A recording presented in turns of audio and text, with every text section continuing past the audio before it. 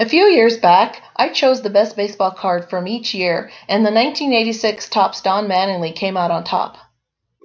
Then I posted a link to that article on Twitter, and one of my followers at MSU Beast Lansing reminded me that there were other great cards from 1986, even from the same top set.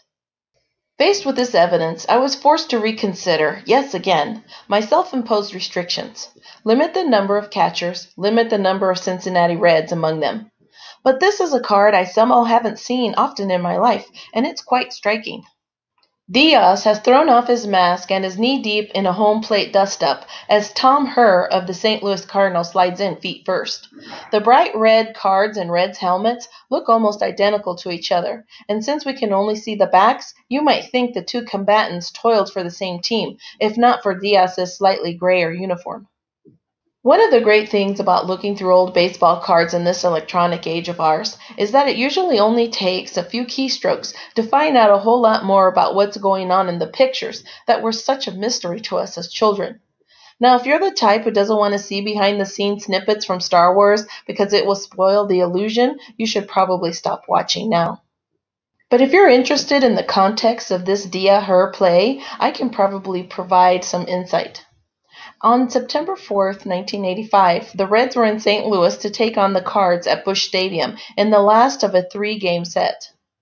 The Cards were in first place in the National League East, and the Reds were fighting to stay in the National League West race. Their 69-61 record entering the game was a minor miracle compared to the mess they had been in since 1982, but they needed help to catch the Dodgers. They wouldn't find that help in St. Louis, though. After the Reds managed only a Max Venable single against Kurt Kepschauer in the top of the first, the Cards loaded the bases with 2 outs in the bottom of the frame. Herr had provided a large helping of the early heroics, singling against Andy McGaffigan and then stealing second. Terry Pendleton singled to the left to score Vince Coleman from third, and Herr decided it was worth a gamble to try to make it 2-0. It didn't pan out, because Venable's throw found Diaz waiting right where he should be, and that's where we came in with this 1986 Topps card. Herr was out. In the end, though, that one-run margin held up for the Cards to win 3-2 on a Mike Jorgensen single to score Pendleton in the bottom of the ninth.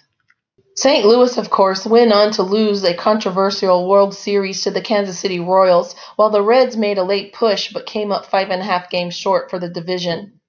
You couldn't lay too much of the blame on Bo Diaz, though, as the veteran catcher hit .261 with 3 homers and 15 RBI after coming over from the Philadelphia Phillies on August 8th. Over the next few seasons, Diaz became one of my favorite Reds, which admittedly is a bit like a favorite cookie. It was sad when they didn't re-sign him after the 1989 season. Even sadder was the ugly day in 1990, just a month after the Reds completed their World Series sweep of the mighty Oakland A's, when I saw the news in the sports section.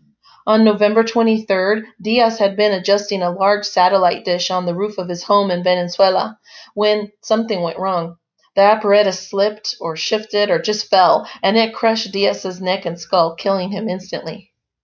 Knowing and remembering these dark details is one of the hardest parts about being a baseball fan, but that's what happens when you are immersed in a team and its players. And it also makes that bright point so much sweeter and more poignant.